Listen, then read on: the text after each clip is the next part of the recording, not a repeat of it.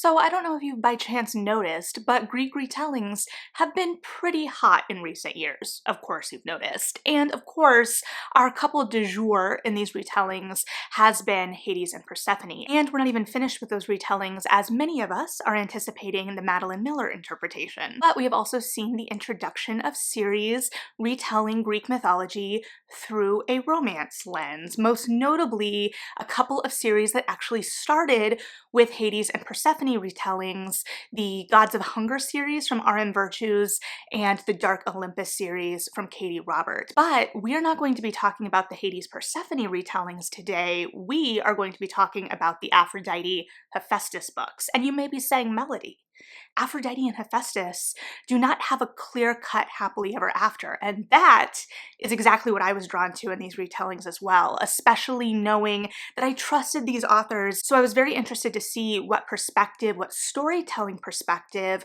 both authors took on this story that we know relatively little about, or I should say this couple that we know relatively little about. We know that they were married.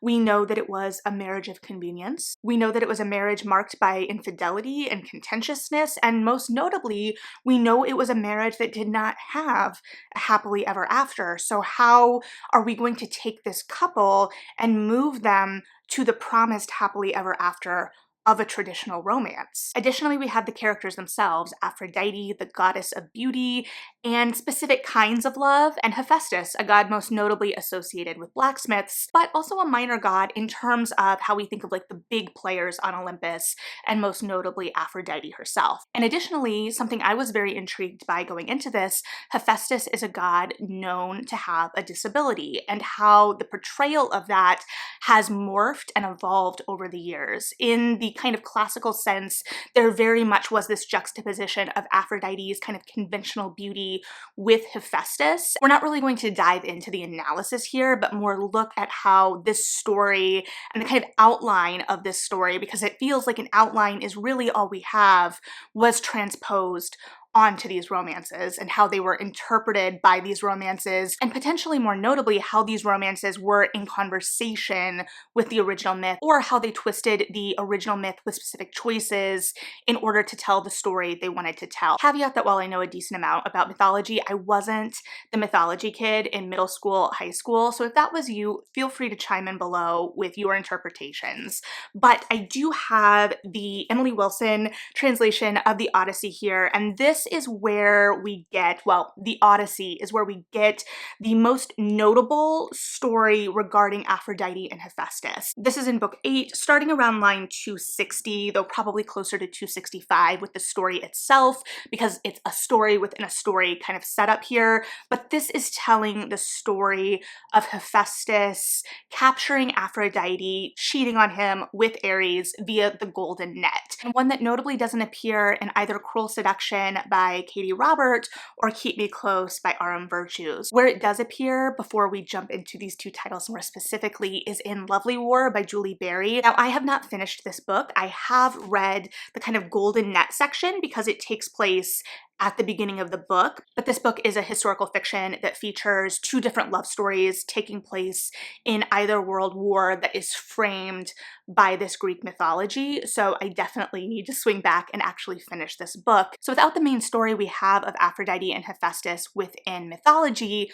featuring into these romances, it begs the question, how do these romances interpret Aphrodite and Hephaestus for a modern audience, for a modern romance audience? And a lot of it comes down to the characterizations, but both are in conversation with the mythology in really interesting ways and take the characters in really interesting directions. And again, part of the reason I personally was really intrigued by this idea and the retelling of this particular couple is the kind of juxtaposition of these characters, the promise of a disabled hero, and just how that could be approached with a modern eye, but also the marriage of convenience of it as well, because within mythology, this was a forced marriage. Shockingly enough, based on all of the cheating, this was not, in fact, a love match in mythology, though of course they didn't end up staying together either. So let's jump back and forth a little bit between these two titles in terms of how they approach this myth. I say back and forth because inevitably I will be talking about how one book approaches a certain piece of the story, and then inevitably will probably want to bounce and discuss how the other book does or does not approach a similar aspect. So I don't want to promise a one book and then the other approach and then fail to deliver on that. I do want to emphasize though that I'm not comparing and contrasting these books in order to put one above the other or to claim one has a better interpretation of the myth, but rather I'm looking at both of these because I think it's interesting to see how two different authors interpret the story differently, especially because in some ways the conceits of these worlds are so similar, because it's kind of like the dark modernization of Olympus with the Olympians kind of being the ruling class of this city. So there's a little bit of a dark romance element to it as well in that way. There is almost a paranormal supernatural element to things, but not really at the same time. It's just kind of the atmosphere and the tone, and there is an attempt to use technology as a kind of updating of some of the more supernatural elements of myth. And yet at the same time, these are also vastly different worlds. For example, in Robert's world, the major Olympians, think your Heras, your Zeuses, your Aphrodites,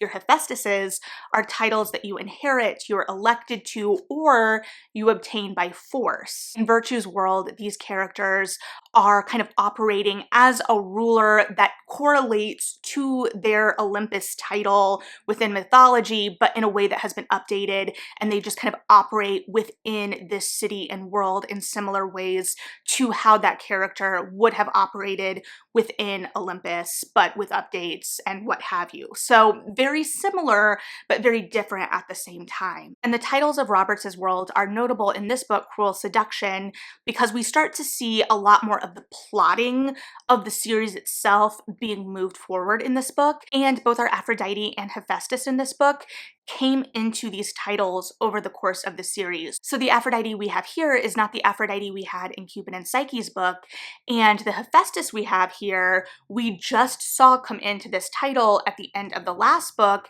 and is also notably Theseus. So there is a duality there in terms of the mythology, because we have to keep track of the Hephaestus pieces, but also then there are the Theseus pieces. So of course there is a Minotaur, and this Hephaestus, having just come into this title, is kind of the main crux of the thing in the book, and also is used to have a marriage of convenience type plotting set up here in a similar way then to the original myth. So we watch Theseus and Aphrodite entering this marriage. Notably though, Aphrodite is a willing participant, or she is a begrudging participant. She knows what this will do politically in terms of the political maneuvering, and notably she is really aware of optics and perception. So if the Aphrodite before was a little bit more of the stereotypical obsessed with beauty and image in terms of perception and appearance, this Aphrodite is a lot more calculated. Both correct interpretations, but for different iterations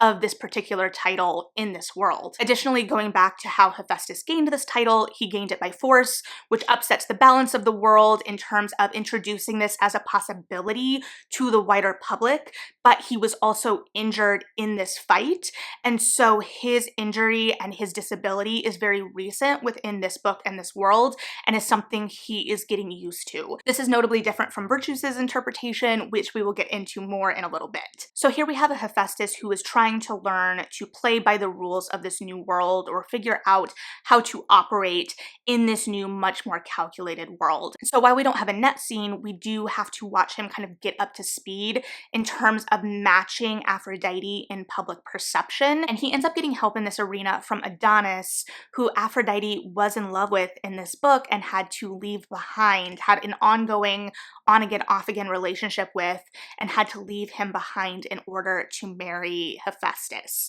And so there is already some tension there. It will not surprise you if you are an ongoing reader of Robert to learn that the relationship in this is a little bit broader than just Aphrodite and Hephaestus. And so we throw Adonis into the mix. Now, you might be asking yourself, well, Melody, it was Ares in the story with the net. Why isn't Aphrodite with Ares? Well, there is a very, very good reason for that in this world. One, Adonis was also a lover of Aphrodite, a human lover, and so it still makes sense. I want to say textually, but mythology is so amorphous and there are so many different texts that doesn't really track. but it still makes sense. Now, Ares in this world is also a title that one gains, and notably within this world, it has been gained by our current Aphrodite's sister. That's all I really need to say about that. Now, in this case, there is then still some contentiousness between Ares and Hephaestus because of our Ares's love in a different way of Aphrodite that has to be overcome. So there is still some playing with that dynamic in a much different way. Additionally, in terms of Aphrodite herself, this kind of more broad relationship that is developed in this story, notably we have Aphrodite and Hephaestus, Aphrodite and Adonis, Adonis and Hephaestus, and then Aphrodite and Pandora just for funsies. And this is tapping into the characterization of Aphrodite and the particular kind of love that Aphrodite represents, and then also is playing with that idea of infidelity within the Aphrodite and Hephaestus relationship, but in a way that doesn't sacrifice the happily ever after, but in a way that manages to carve out a happily ever after for these characters within that framework, which I think is very interesting. In terms of Hephaestus Theseus, which yes, does get confusing, I'm not gonna lie to you, there is also that focus. We don't really necessarily see him like forging things. We see him struggling with what the title of Hephaestus represents within this particular world, but he also does come from a fighting background. But I would compare him more, if you have read like the Bare Knuckle Bastard series by Sarah MacLean, similar there in terms of what kind of hero we are dealing with here. And so he still has this connection to fighting, which still correlates a bit in terms of the weapon side of things, though not as strongly as we will see in Keep Me Close by R.M. Virtues. So within Cruel Seduction, everything is kind of set off by this marriage of convenience, and then it is the power play between Aphrodite and Hephaestus, but then how that power play is complicated not only by the other relationships that get caught up in that power play, but in the bigger power plays that are happening in terms of the larger world, and Hephaestus / Theseus's adopted father, Minos, who is making some moves within this world because they are outsiders who have come in and are making some power plays, and then how Hephaestus's kind of complicated allegiances then are challenged by these new dynamics. And so with that, we have the enemies to lovers dynamic, we have the marriage of convenience, and then we have the way love is interpreted by these characters and within this particular relationship that kind of mirror the myth. So this is in conversation, but obviously has major deviations. I would argue as we get further and further into the series, we are taking more liberties and things are shifting more. We are in conversation with the original more in terms of those changes, so I am interested to see where that is going to continue to go. And so with Keep Me Close by R.M. Virtues, you would think that you would have a thing that's shaped very similarly in terms of the setup being similar, the characters being similar, but you would be wrong despite the fact that this is based on the same relationship and the same characters. Notably, right off the bat, this is a monogamous relationship at the end of the story. We do have similar and different interpretations of Aphrodite and Hephaestus. First of all, they are just Aphrodite and Hephaestus within this world. There is no duality there for us to keep track of. Aphrodite is the ruler of the pleasure district of this world, which aligns with how she is perceived in mythology, her particular brand of love. I think that was a very smart interpretation and portrayal of that. And we start the book with Hephaestus begrudgingly for both of them becoming Aphrodite's bodyguard after she has been threatened due to her attempting to rescue trafficking victims. And she has rescued some, but the larger operation she's been a part of has made her a target, and Hephaestus isn't super pleased with her rationale at the outset of this because he argued that she should have been a little bit more calculated and that she could have saved more people in the long run, or can save more people in the long run, if she doesn't just go running off after the first lead. And she's leading with her heart a little bit more, but also I would define Aphrodite as a little bit more impetuous, so I think that that choice makes sense. Now here we have a Hephaestus who is a little bit more rooted in the myth in terms of his characterization. One, he has been living with a disability since birth, so we get to see how that informs his character,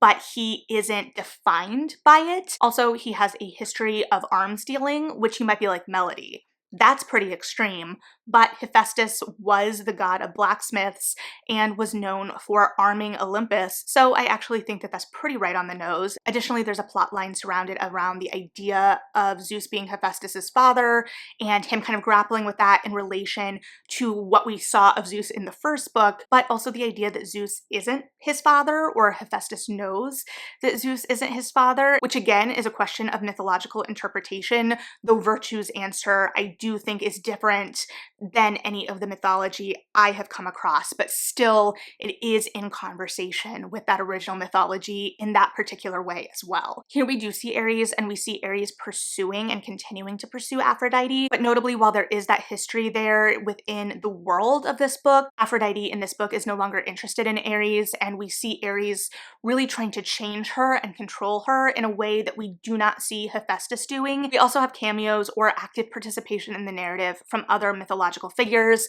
We of course have the return of Hades and Persephone from the first book. We also have Eros acting as a kind of adopted son for Aphrodite here. So we have the kind of initial setup of the forced proximity bodyguard dynamic as a stand-in for a marriage of convenience in terms of accomplishing that forced proximity, but it deviates pretty significantly after that, and as promised, both notably get to a happily ever after for this couple, though as explored in vastly different ways. And both books manage to play and expand and be in conversation with a myth that is pretty thin at the end of the day in terms of a starting place. We have notably the one big story for these two, a big story that doesn't appear in either of these novels, and so we are really taking the kind of given circumstances of these characters, the kind of characterization of these gods into these characters, and seeing and playing with that